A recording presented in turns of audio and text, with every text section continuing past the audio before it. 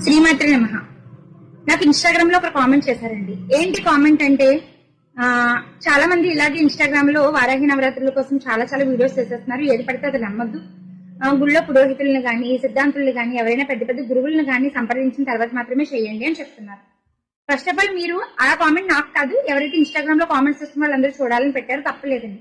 But మీకే కాదు, ఎవరైతే ఇన్స్టాగ్రామ్ లో నా ఫాలోవర్స్ ఉన్నారో వాళ్ళకు కూడా తెలియజేయాలనుకుని ఈ విషయం షేర్ చేసుకుంటున్నాను.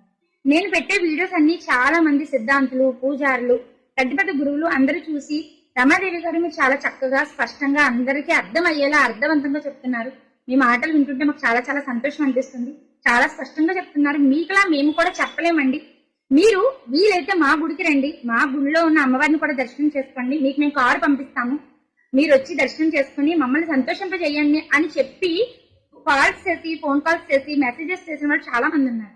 బట్ ఇది నేను ఎందుకు చెప్తున్నానంటే, నాకు తెలిస్తే తెలుసు అని చెప్తానండి, తెలియకపోతే తెలియదండి, ఎవరినైనా అడిగి తెలుసుకోండి అని మాత్రమే చెప్తాను. ఏదో తెలియదు కూడా తెలిసి మీ దగ్గర ఏదో పొందాలని కానీ మిమ్మల్ని ఇబ్బంది పెట్టాలని నాకు మనసులో ఎప్పుడూ లేదు. ఈ వీడియోస్ చేయడం వల్ల నా వల్ల మీరు మంచిని తీసుకుంటారని ఉద్దేశంతో మాత్రమే చేస్తున్నాను. చాలా మంది వారాహి నవరాత్రుల కోసం రమాదేవి గారు వారాహి నవరాత్రులు చేసుకోమని మీరే చెప్తున్నారు. మళ్ళీ వారాహి నవరాత్రులు చేస్తే ఇలాంటివి ఉంటాయి అని చెప్పేసి భయపెడుతుంది, మీరే ఎలా అండి అని అడుగుతున్నారు. మనకి ఇంటర్మీడియట్ అయిపోయి డిగ్రీకి చదువుతూ బీటెక్ చదవడానికని మన పిల్లల్ని వేరే ఊరికి పంపుతాం కాలేజ్ పరంగా.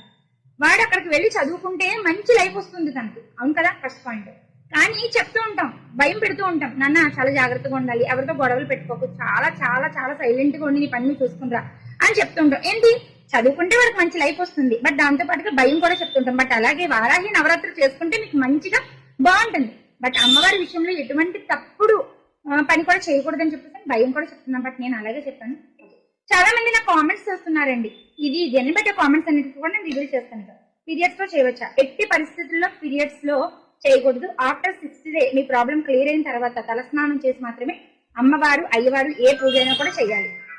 అండ్ నైవేద్యాలు ఎప్పుడు పెట్టాలి? నైవేద్యాలు అనేది సాయంత్రం దీపారాధన చేసినప్పుడు మనం పెట్టుకోవాలి. అండ్ లేడీస్ ప్రాబ్లమ్స్ వస్తాయని నవరాత్రులని ఆలోచన తీసేయండి.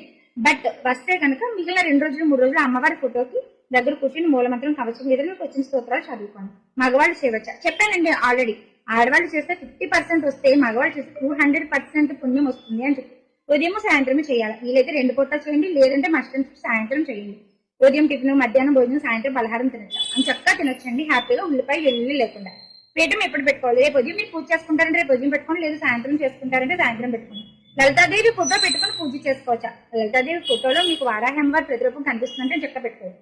9 రోజులు హెడ్ బాత్ చేయాలా? వీలైతే చేయండి, లేకపోతే పసుపు రసం స్నానం చేయండి. తాంబూలం ఎవరికి ఇవ్వాలి? రోజుకి